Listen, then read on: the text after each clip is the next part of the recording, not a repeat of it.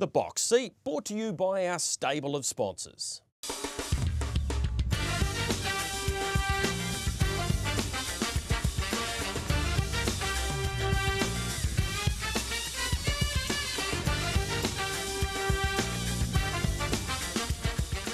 Unfortunately, a sad day around here today at Diamond Racing. We've decided to retire Sundees Son, horse we've always dreamed of having, take us on a great ride, but we owe it to him for the horse he's sort of been to us.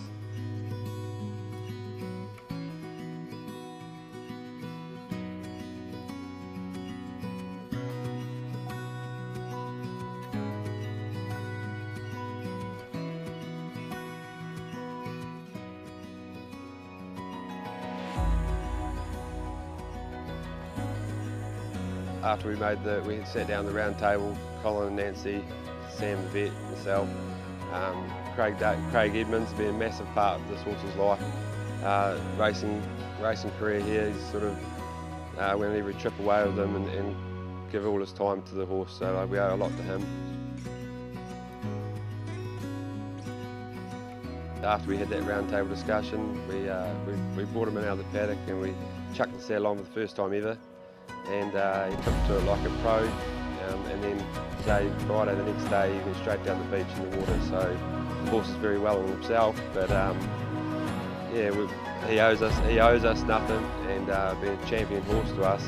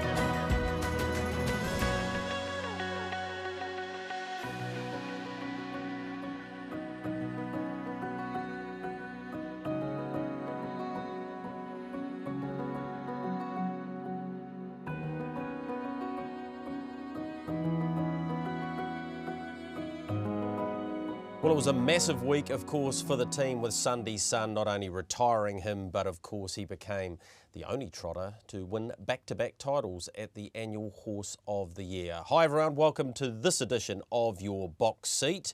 Before we get into talking about what Sundees Son has achieved over the last 4 or 5 seasons, let's have a look at what's ahead for you on your show. Yes, we will sum up the little horse that could, Sundees Son's career, and talk about what he's going to be doing in his life after racing. The Harness Awards will wrap those all up, go through the big results from there. Alexandra Park review and preview. We'll have a look at the Miracle Mile, of course, and all the big races from there. Domestic preview and our hand milking tips at the end of the show. But Michael, great to see the old bloke, as we'll call him now, Sundees Son. He provided us with so many highlights, and to see him the day after he was retired, in saddle, riding around the Diamond Racing stables with Laura Burrell, who works there. It was a pretty special wee piece there put together by Emily Morgan and the team from HRNZ. Yeah, well done to them, Greg. A big hi to you and everybody watching around Australasia. Horses like him deserve an appropriate send-off. He gave himself one at Addington back in November. That win over Muscle Mountain is how a good horse or a great horse should go out. And when he was racing, which didn't seem all that often over the last 12 months for one reason or another, I think he was the most popular standard bred in Australasia. I think people sometimes resonate to the hype of a Captain Ravishing type horse, but the proven winning courage of a horse like Sundees Son means something to people. And the Dominion in 2021, I think, cemented his crown. That's when people thought, okay, this is a champion. But to come back and do the three-peat, to come back and do something like that, and to see it up close, Greg, at Addington that day, he's a very, very special horse. He wasn't the best horse we've ever seen. He wasn't the fastest or the toughest, but he was a mixture of a whole bunch of things. And I think for a lot of people, when you look at horses, you hope to see a little bit of yourself in them.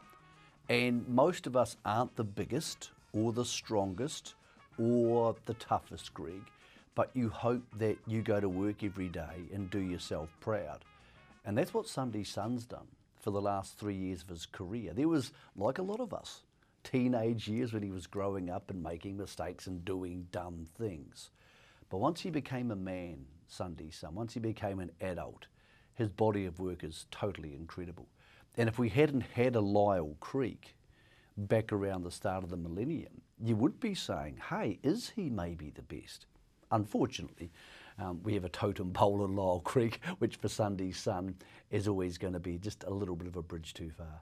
Wonderful horse, beautifully handled by John Dunn. I know Craig Edmonds has been a big part of that, and obviously Robert and Jenna, but I think John's driving of the horse, Greg, took a lot of courage. It's really hard to drive a horse ugly sometimes and still win those big races.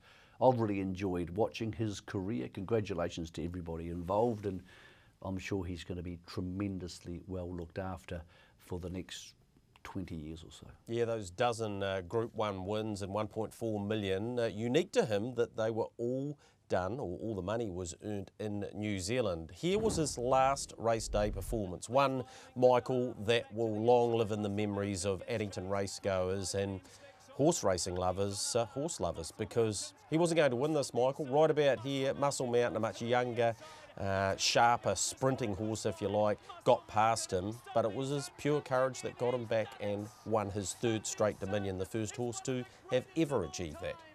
I don't think you need to be a horse person per se to be able to see that he was straining every muscle in his little body. I mean, you can just see it. It's there. It's no different to an animal in your own house. You can see when they are trying, and he tried.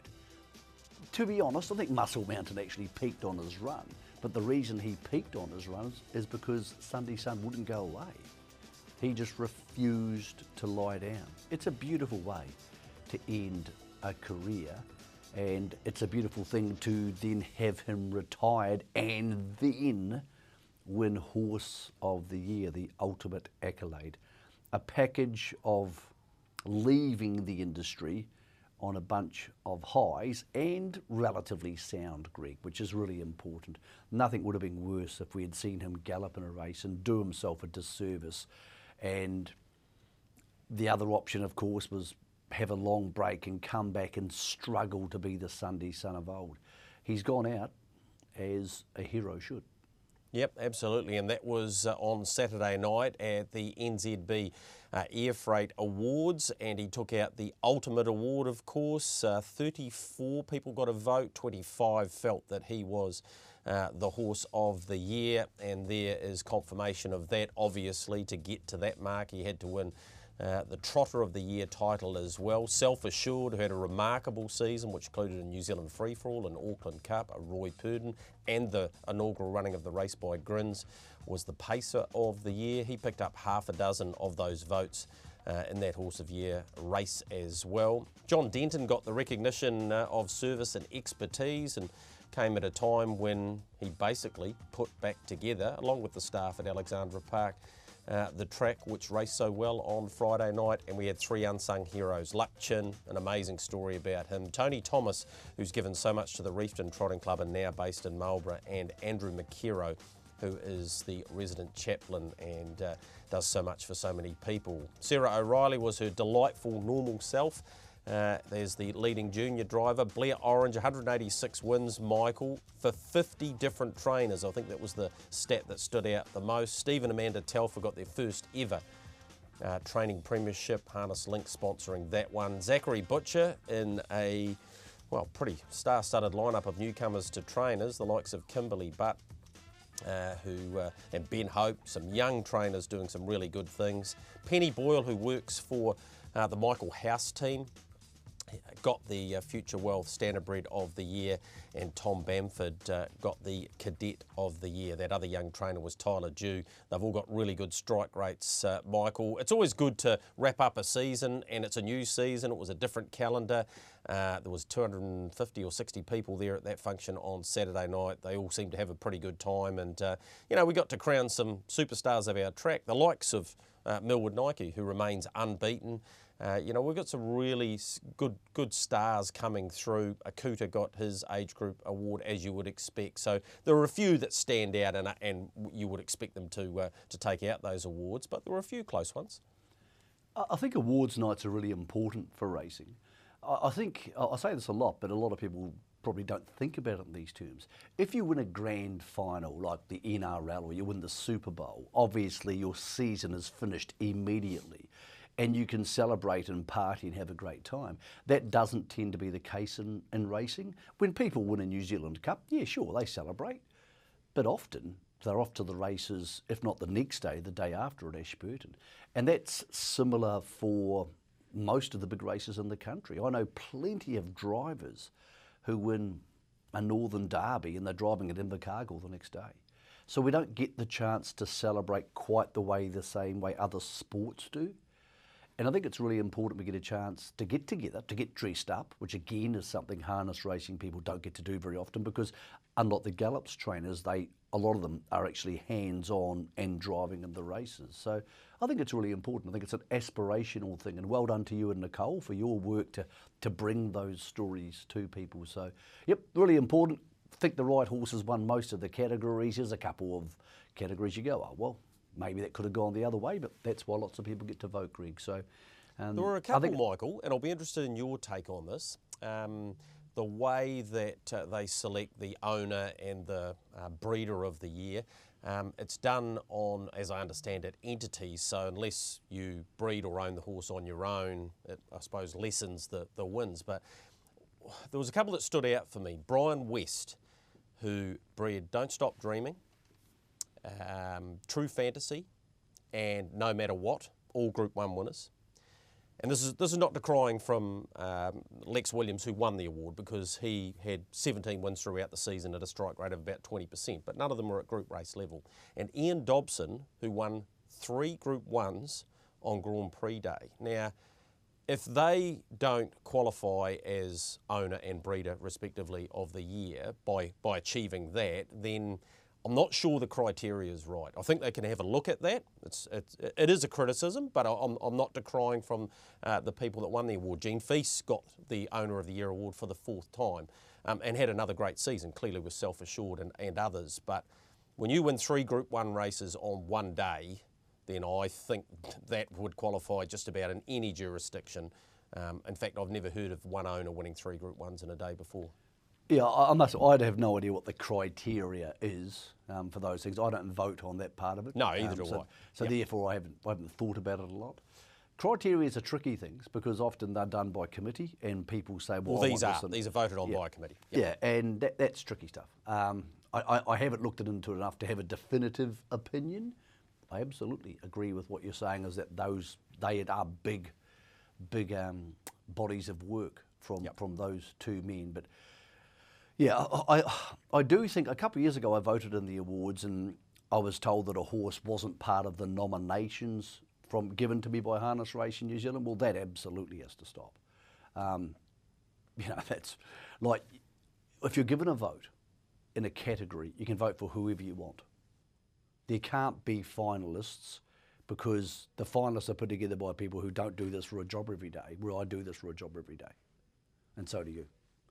So if anybody who's voting in this said you're allowed to vote, then they should be allowed to vote for whatever they want. I voted for Bella Montana for age pacing mare a couple of years ago, and my vote was null and void. Okay, here's another one, Michael. Should the votes and the votees be publicised? Absolutely, of course they should. Yep. All voting of all sorts should be publicised for that sort of stuff. When they select the new All Blacks coach in a couple of weeks, the directors and the board members should have... You'll know who they are, yeah. But also they should have to say who they voted for.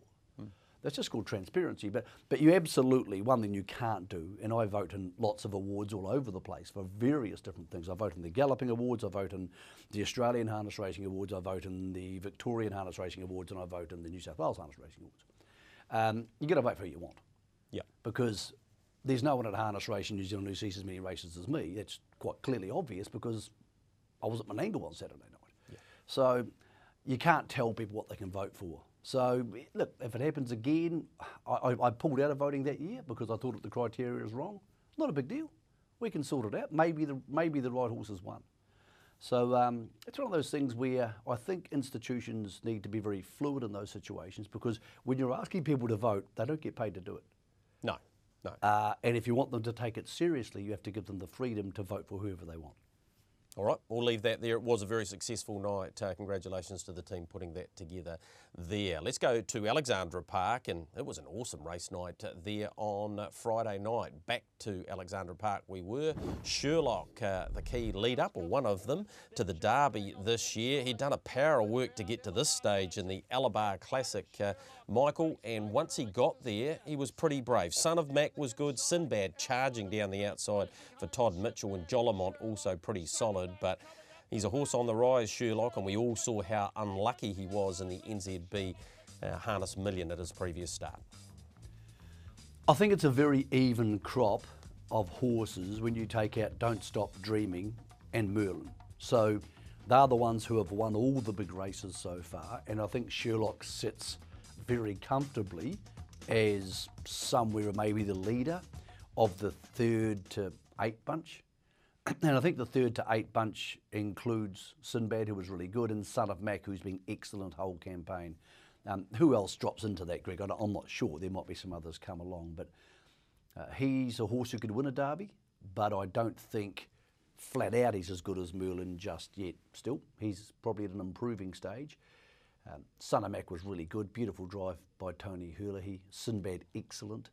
And a horse called Jollimont, and there's a horse I really like. Every time I've seen him this campaign, he's got better, and he's probably gone from being totally unknown at Christmas to 8th or 9th favourite for the Derby. So no surprises there. Nice drive by Blair, and we're seeing Blair drive a lot these days for Mark Purdon and Nathan Purdon. I wouldn't be surprised to see more of it heading forward, and I do think it's going to be a really powerful association. Obviously, it's going back in time a little bit, but Blair's a better driver now than he was when he worked for them. Absolutely, yep. And I think it's going to be an extra piece to their puzzle. Mark's obviously a world-class driver, so you don't need too many more, but we don't see Natalie driving much at the moment, which is her choice. She probably has nothing left to prove in the sulky. So if you said we need to find another driver, they found the right one. Absolutely, they have. Had a quick look at the Derby market. $2.70 for Merlin, $3.80 Sherlock, $4.50 Sinbad, Son of Mac, $7.50, and Ultra Meteor, who we'll see a little bit later on in the New South Wales Derby, at $9. The Charles Roberts was won by Artisan. I want to show you the start of this race though, Michael, because this was on for young and old. Tony Herlihy thinking, right, I've got Barry Purdon and Scott Phelan's team inside me. I've got to keep going here. It was good fun. So I actually thought when I was watching this early doors, I thought, right, Scotty's trying to drive to keep the lead because that'll suit Advance Party. But because your mind goes there, you think, oh yeah, that's what's happening. But of course it wasn't what was happening. He was driving to give his horse the best chance, and he did, and he won the race. So Tony really attacked and leaned forward in the cart like I haven't seen him do for a long time. After 600, got the lead, and Artisan grabbed it late. Very improved horse. She actually seems to go better when you drive her tougher. So really strong win. There was an absolute no excuses winning performance from her. Advance Party, Greg, I have no idea what happened there. Maybe she just over-raced too much after getting revved up by the early burn in front of her. But clearly that wasn't the best version of her, and less than ideal leading into the Oaks in a couple of weeks' time. So, yeah, really good racing, really interesting racing. Well done to John Denton and everybody involved. That track was fast, and they've done something right. I don't know what it is. I wasn't out there myself, obviously, but it looked good. I thought it raced really well, and when it gets that fast, Greg, we're going to see some exciting racing and some exciting times, because most people are going to want to be forward. So we could be in for a pretty good carnival, not just for the Oaks and the Derby in a couple of weeks and this Friday night, but all the way through to the last Friday in May. Yeah, absolutely. Very good win by Artisan, win 6 of her career. Mr. Kaplan was pretty brave as well. Daisy Duke getting out late and charging into second. Peter Ferguson cupping a couple of days suspension for that. Lady of the Light was the usual Lady of the Light. She always goes good races. The Young Guns series is underway, so let's go and have a look at a couple of those heats as well. Here's Escape Artist getting through on the inside in the Dennis Thompson colours. Very, very good here, charging through in the passing lane, and yep, they won both of the Young Gun heats, Barry Purdon and of course Scott Phelan, but this one, very well bred by Art a Major out of American Tart, and gets through on the inside to beat the first up winner, Michael, and You're Doing Amazing Sweetie. It's funny how some trainers just seem to resonate with some stallions. And Barry Purdon's had an amazing run with the stock of Art Major, going all the way back to Sky Major, who of course was the first 3-time Jules winner. He just seems to be able to know how to train them. And some people don't. Some people obviously work them too hard and buckle them, and they don't seem to like that, the Art Majors. Yeah, for example, Brother Mark has had an incredible run with Better's Delights, which might be an easier thing to do, to be completely honest. But Barry's had an amazing one, Barry and Scott now. And when you consider they're not going to the sales and taking home 2 truckloads, they're not buying 20 yearlings. When you consider what Barry and Scott have done over the last 12 months, it's been an incredible renaissance for them. And I say renaissance quite loosely because Barry's been a great trainer for so long, it just doesn't, there's no point even discussing it anymore. But I think Scott's got quite a big hand to play in that stable. And at the moment, their strike rate with their 2-year-olds / 3-year-olds this year as well, it's just phenomenal, Gregory. I would almost love to just catalogue them all, say this is what they've got and this is what they've done. And here's another one. Her name is Kiss. She took on the fillies one, Greg, and well, they got 3 in the race for a start. Well, that's good training because it shows you can get these horses going. And very clearly, this horse has enormous ability, still with plenty to learn. So it sounds a bit flippant, Greg, saying that Barry Purdon's a great trainer of juveniles, because he's won Young Guns in recent years with Montana DJ and Mark Shard and those types of horses. But at the moment, he's almost moved to a new level, he and Scott, of course, as juvenile training forces. Yeah, hard to argue with that. Ultimate Racy Girl, the first of the Ultimate Machetes, was pretty brave in second there too. But yeah, I echo everything you say about Barry Purdon and of course Scott Phelan and the way their team's going. That one for Dean Shannon, who invests so much into our sport through his Montana Park brand. So yep, those were the Young Gun heats out of Alexandra Park.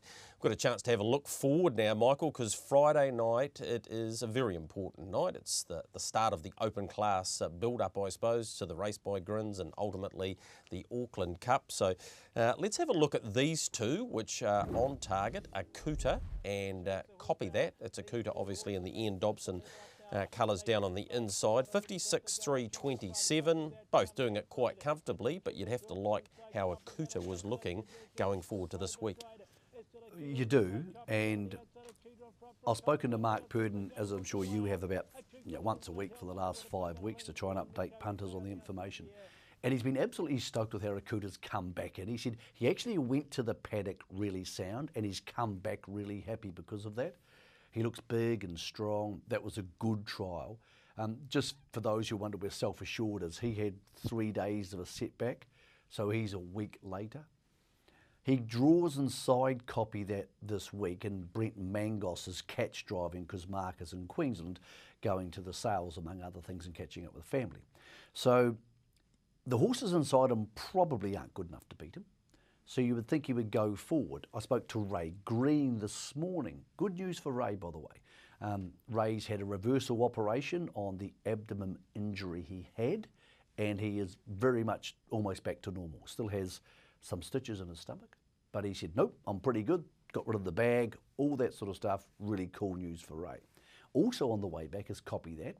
They've had No issues with the bleeding since the bleed in the Hunter Cup.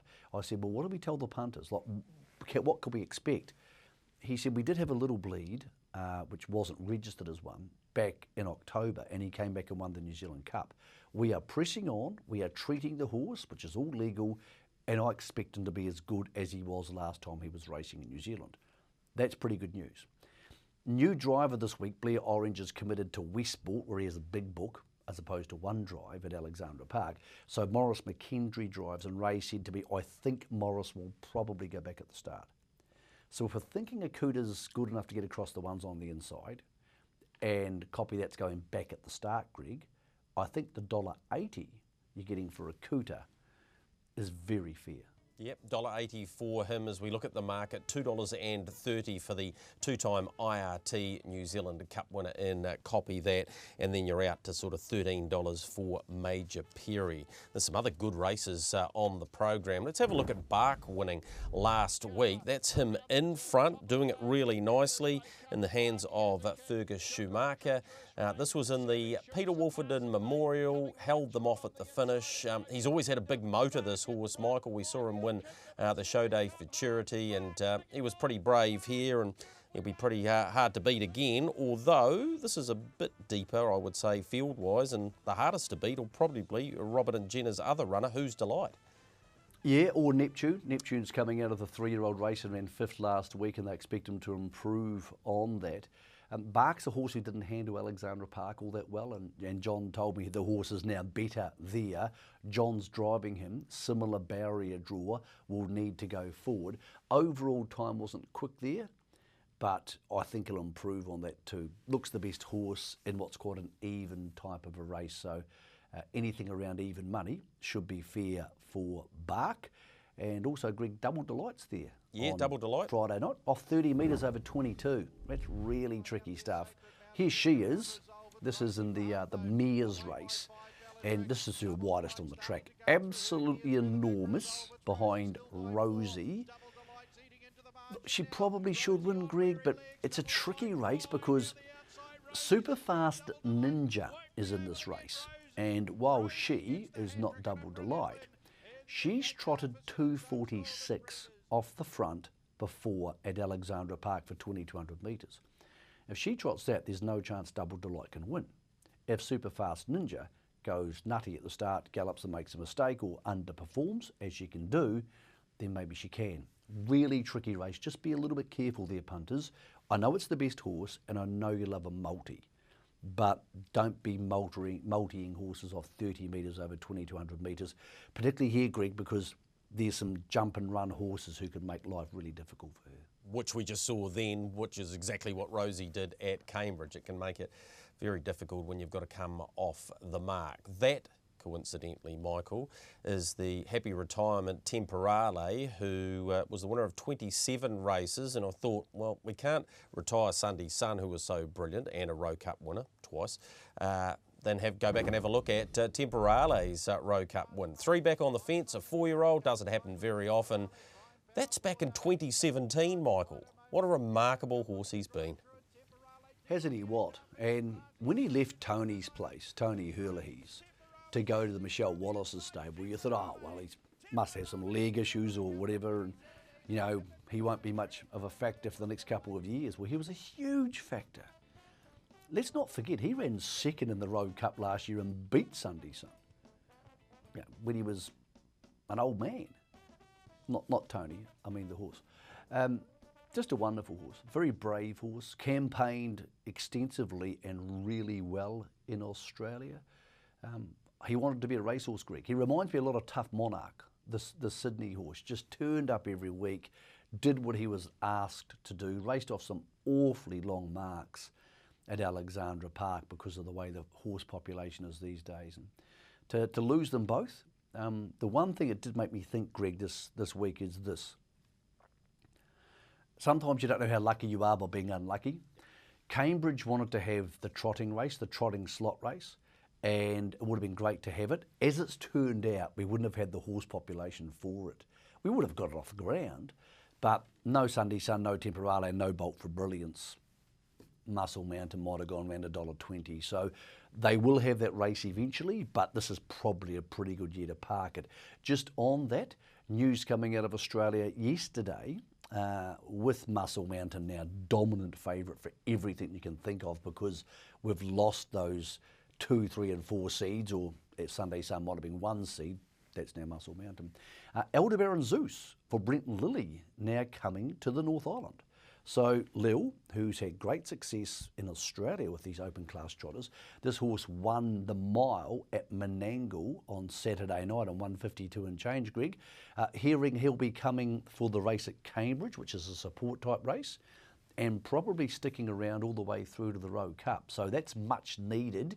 There was a bit of talk that Just Believe could do the same thing. I haven't spoken to Greg Sugars about that yet, but now, Greg, we need those Australians more than ever, because quite clearly our other trotters aren't good enough to beat Muscle Mountain 9 times out of 10. No, we'll get a chance to have a look at that win from last Saturday night shortly. Don't forget about the New Zealand Bloodstock Weanling sale. If you're thinking about putting your horse in that sale on the 25th, I think it is, 24th it is, 25th of May. They close the 24th of this month if you want to put an entry in there for the Weanling sale, which is becoming so very popular. Watched Lochinvar Art make it 3 from 3 yesterday too. Stateside for Team Tritton, but also want to have a look at this horse winning, who may now well be in the reckoning for the race by Grins. Hadn't won in over a year, did this in 3:08. His name is One Change, and he might be grabbing a late spot in the race by Grins. One Change, Mighty Louis, Coravelli Star. One Change, Coravelli Star. One Change won it. Beat Mighty Louis and Coravelli Star.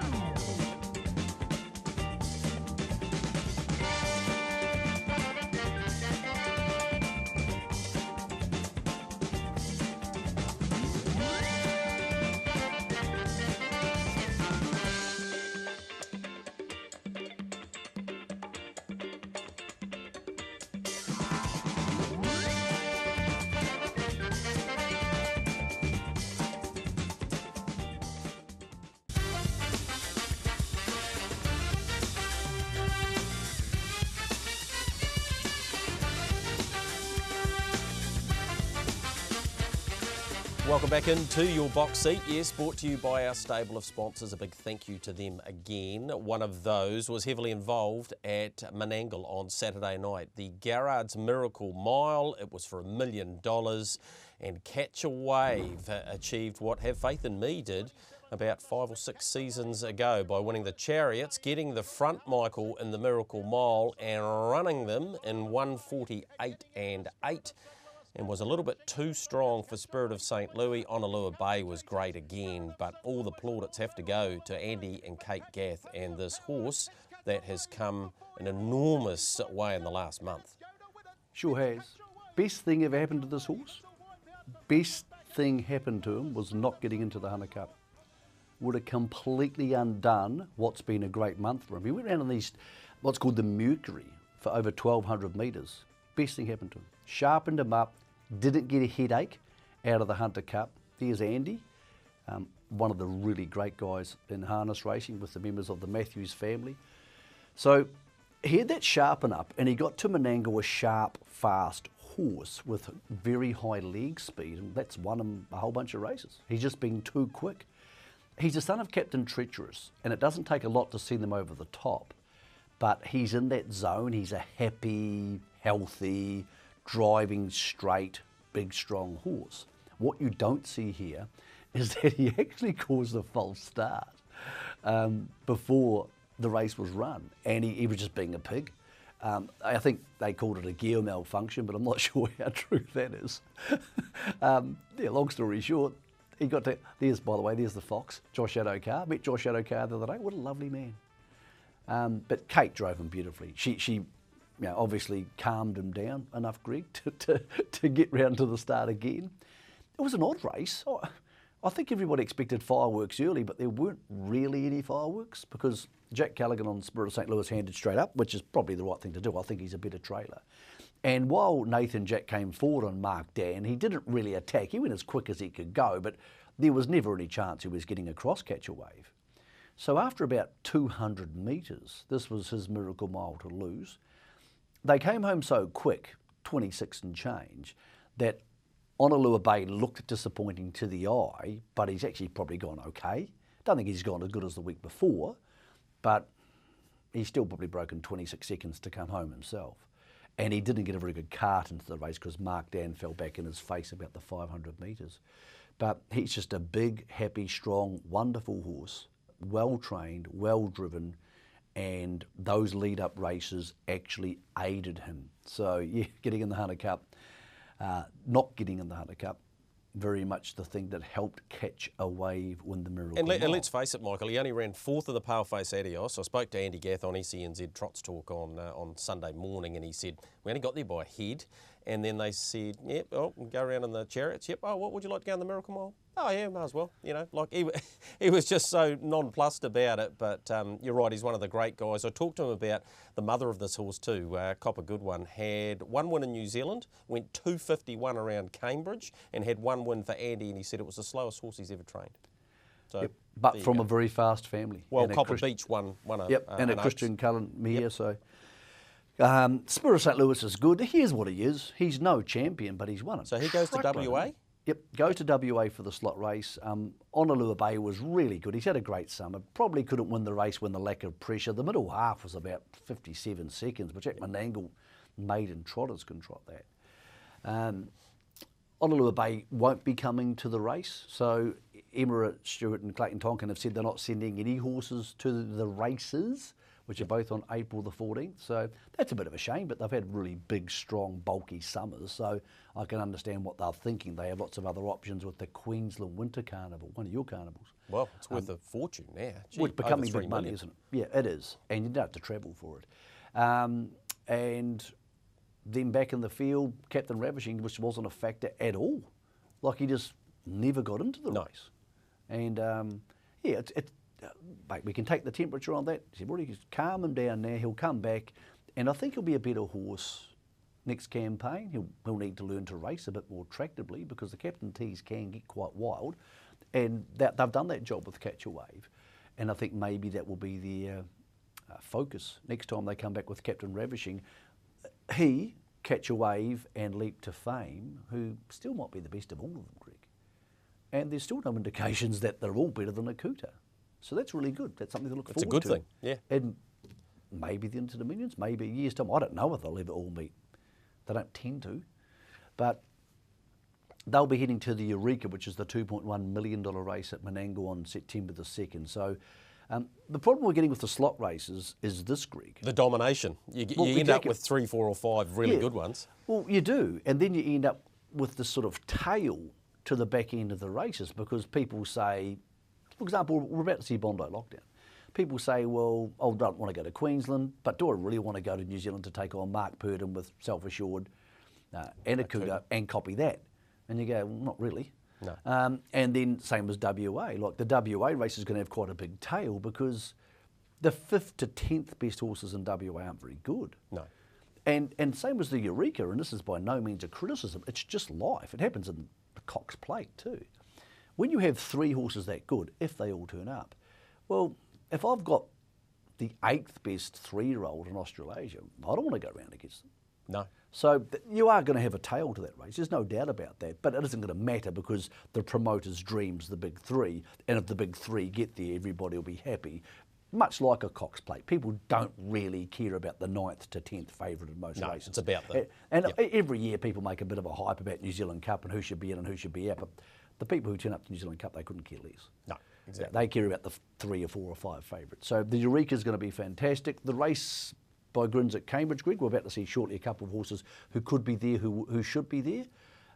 It's forming pretty quickly. I think 8 of those spots are as good as done. All right, more about that in a moment. Let's have a look at the New South Wales Derby and the Turnbull name, Michael, associated with so many of the biggest races and, well, better be the best at getting the business done this time for Nathan Turnbull. Really good bloke, Nathan Turnbull. Obviously, he's Steve Turnbull's son, which makes him AD Tony Turnbull's grandson. On the outside here, Naturally Gifted went up to win for Cam Hart. Cam said, I think I got in front of him. but better be the best as a better horse. And that's what it meant to Nathan. Just, he's a guy who's always been a good horse person, but now he's got better horses around him. And this is the best of them. This is his horse who's going to take him to Queensland and God knows, maybe New Zealand one day, wherever. This is his Smooth Satin. Not as good, but he's awfully tough and he's a very, very good horse. They're good people, the Turnbulls. Anybody who's met them knows that. Some wonderful scenes on the track where Nathan and his son Jet, who does a lot of the work with the horses and it will soon be driving at Bathurst, where they race every Wednesday night, embraced on the track, joined by their daughter, sister, Nathan's wife. It was just really beautiful harness racing stuff, Greg. Really enjoyed it. Wonderful little horse. I hope he's part of our lives for the next 5 or so years, because he's a horse who legitimately can turn up in the Grand Circuit because he wants to be there, Greg. You could see him put his head back, his ears back, and really want it the other day. There's a Kiwi connection there too, Michael. Here's the embrace you were talking about, which is pretty special. Out of Patch Maguire, and she's a daughter of Miss Jubilee, which was the late Ray Kennedy's and his wife Diane's breed. So yeah, there's a bit of depth to that family too. So this horse will only go on with it. So that was the New South Wales Derby. Congratulations to all concerned there. Actually by Shuby's Place, which I haven't heard too much about, Michael, in the breeding ranks, but well, this horse you see a lot of them, Greg, around the Bathurst region. Right. You get a lot of microclimatic breeding industries in Australia, like horses that most people watching this have never heard of, and yet you see a whole heap of them because they stand in that region. Right. They stand in that $5,000 range. If you're training in Bathurst, you can't be going to $20,000 service fees. The money's not enough. But Nathan's been very, very smart. He's purchased a lot of horses out of New Zealand, and he's purchased the right sort of horses. And a guy like a younger guy like Brad Hewitt are coming through, Greg. Yep. In New South Wales harness racing, which I had my real concerns about 10 years ago, because it was just Luke McCarthy and no one else could stand up to him. They've got a lot of strength. You know, Jack Callaghan, Cam Hart, Will Rickson, Josh Gallagher, Robbie Morris and Kerry Ann Morris do such a great job. And then you've got these people like Nathan Turnbull and Brad Hewitt, who's having a hell of a season. And there's others, I don't want to forget them all. No. But it adds real depth it's good, isn't it? to their ranks at the moment. And I think it's actually in a better situation than it's been for a long time. Yep. Agreed. Bondi Lockdown was the winner of what used to be the Bohemia Crystal. In the trail here behind BD Joe, 888, excellent as well, coming from a long way back on the inside. Better Eclipse getting to the middle of the track after he had a good trip, and I Cast No Shadow had to sit parked. I thought BD Joe was pretty brave, but the winner Bondi Lockdown has always been a serious horse. Yeah, he's a good horse. So he's now with the McCarthys, obviously. I spoke to Luke after the race. Do you want to come to the race by Grins? He said, we're probably just going to ease up on him and go to the Queensland Carnival. He's a horse who had a bleed last year, and they want to look after him, and they also want to get them into their system. So no, he is not coming to the race by Grins, and Luke is not looking to bring any horses at the stage because most of his others aren't good enough to come. Like, they're good enough to be open class horses. You know, Expensive Ego could turn up and be a factor, but could they win? Probably not. BD Joe spoke to Steve Stockman on Tuesday night. We're recording this Wednesday morning. They have 3 offers on the table. They will be announcing, so by the time you're watching this, it will be announced at 4 p.m. on Wednesday who they are going with. But the horse is going to the race by Grins. So BD Joe confirmed just who his dance partner is. We don't know. So Greg, that leaves us with 4 confirmed: Akuta, Old Town Road, Selfish Order and Better Eclipse, who we saw there. Copy That's going to get a slot, we know that, and BD Joe will get his slot today. Yeah. The other ones, because lots of people are ringing me about this, Greg, who are on the shopping lists, Krug will get a slot. He'll get a slot, there's no doubts about that. And Ultra Wise Guy doesn't have a slot partner investigating at the moment. Right. But I suggest he'll be getting a slot. There's not that much depth there. So then you say to yourself, most of the rest of the Aussies don't want to come. There's been asks about Rayview Kelly, Emma Stewart's teams are no. All those are no's, or they're going to Queensland. So then I think there's about 2 slots left. I think Kango comes into play. Kango's a chance, yep, absolutely. Your local horse, hey, there's a Waikato syndicate. them having a local horse with a wonderful young trainer in Anna Donnelly racing in Waikato colours. David Butcher. Yeah. A marketing dream for Waikato. And then I think that last gap, if none of the Aussies come, and there could be something out of left field, then you start talking about the one changes and that sort of stuff. Just on the 3-year-olds, Dean Shannon has a slot called Aussie Lads, and he has Merlin, but Merlin will not be taking that slot. No. So Merlin not going in, it would have been drawn barrier 1, which means if and there's no mares really, Michael, that would take barrier 1 if there's no 3-year-old. Well, there's not many mares who are good enough to be factors. No, exactly. So, and Hot and Treacherous left the country last week. Yep. So I think, I'm not saying Can goes in because I don't know he is. No one's made that decision yet. But his stocks are rising. Well, I think there's 2 slots there, and maybe a one change is a factor, Kango's a factor. There's still a couple of weeks to go. Maybe another horse will emerge this week.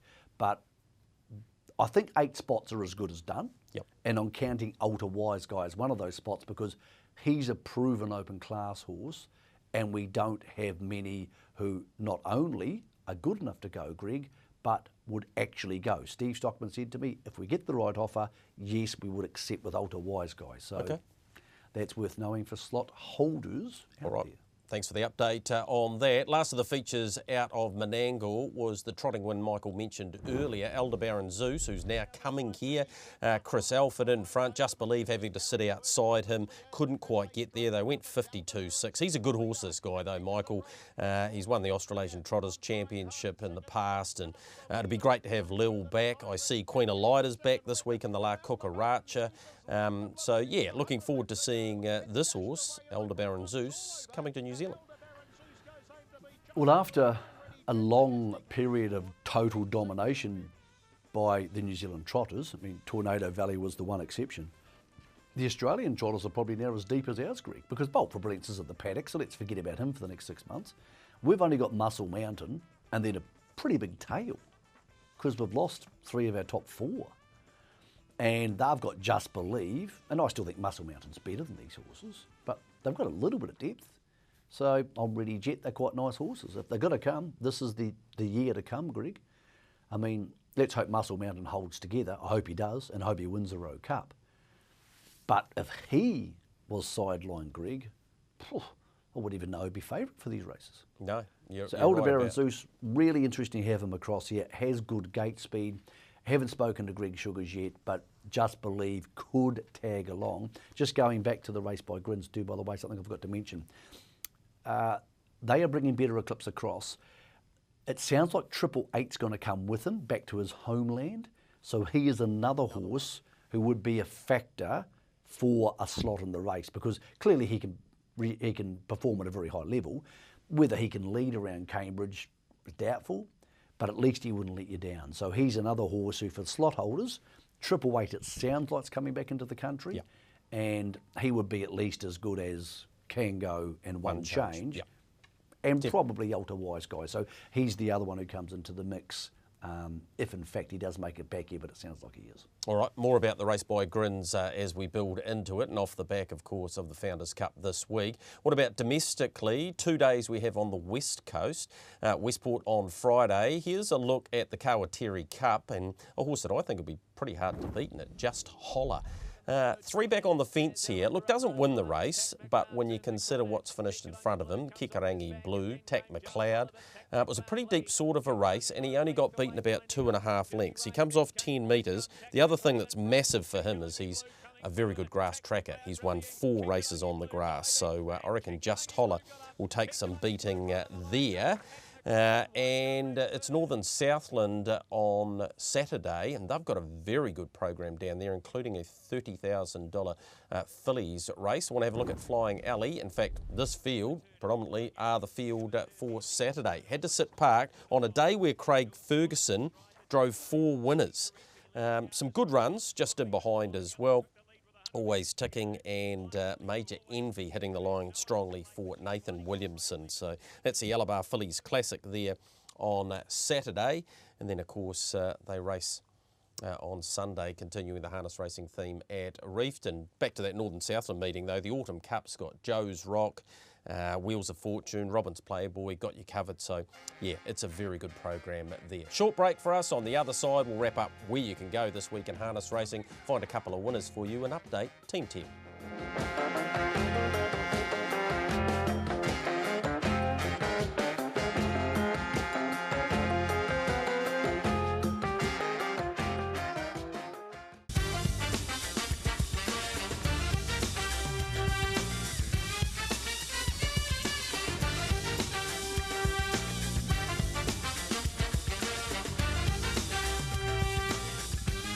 In the home straight, in your box seat, Team Teal wraps up this weekend over the coast. They do have a fundraiser at Addington Raceway, a quiz night. Sarah O'Reilly leads the way on 10. They've won 58 races in total and raised over 21,000, almost 22,000. So after this weekend, I know the goal I think might have been 25. They may even get it to 30, but it's been another great campaign, and the Tomlinsons doing very well along with the likes of Gemma Thornley, Sam Otley and Kirsten Green. What about where you can go harness racing this weekend in New Zealand? Let's have a look for you. And we kick things off on Thursday night. It's the $18,000 Bay of Plenty Cup. I'll get Michael Guerin's thoughts on that in a moment. 9 races, 5:30, they get underway there. Alexandra Park, it's the Lincoln Farms, the Founders Cup. For 27,000, features a Kuta and a Copy that. Westport with that Kawateri Cup, 10 races, so a twilight affair. They'll have a big crowd out there. Just after 3 o'clock, things kick off there. Invercargill, that meeting for Northern Southland, including the Phillies Classic and that Autumn Cup. 11 races, 11:55 on Saturday morning. They will start their program, and the Anangahua Grey Valley Cup at Reefton to complete the 2 days on the coast. 12:20 a 10-race program there. Then Tuesday, we've got the Manawatu Country Cup Prelude. 8-race program there, 3:13 the start time for that one. And we actually have a Wednesday meeting at the Farlap Raceway. Michael, before we leave that, did you have a chance to run your eyes over that Bay of Plenty Cup? Because, yeah, there's some pretty decent sort of horses there, the likes of Chimichurri and right off the back mark, Rough and Ready. Yeah, just with Chimichurri, who I think's alongside Rough and Ready the best horse in the race, Greg. His standing start manners haven't been great, but he went to Pukekohe last week for the workouts and competed against the trotters in a standing start because all the mobile races were pacing races were mobiles. And so they gave him some practice from a stand. So they're hoping he gets better, and hence that is why he is there. So clearly, if they've gone to that effort, they're working on his standing start manners, and the key to this race is whether he steps away or not. All right, best bets of the week with hand milking. Where did you go this week, mate? I like Bark. I thought he was really good last week. I don't think he's going to need to be that much better. And John Dunn's back in the sulky after Fergus did a really good job last week. I think he'll be heading forward, and he can go a lot quicker than the 2:44 he did last week. All right, I'll go with Adesanya because his 2 runs today have been very good. He goes to Westport, he should be winning that, so be pretty short, but I'm happy to go with that. And Graham Hand, he's actually started on Wednesday afternoon, so by now you'll know whether Ahoka Connor won again into Flying Alley, who he got the first leg last week, Michael, as we did, and we just had no luck in the second leg trying to raise some funds there for breast cancer. So we'll be doing our best again this week.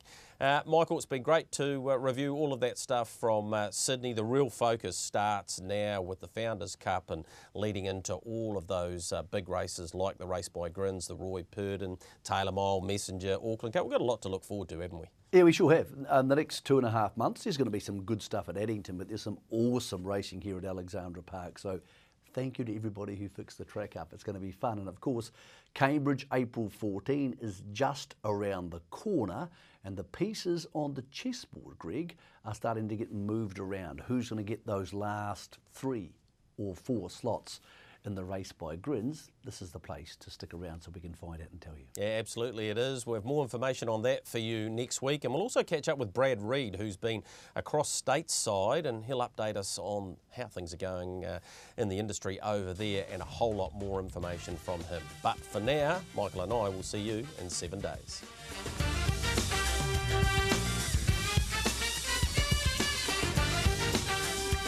The Box Seat brought to you by our stable of sponsors. Harness Link for your worldwide harness coverage.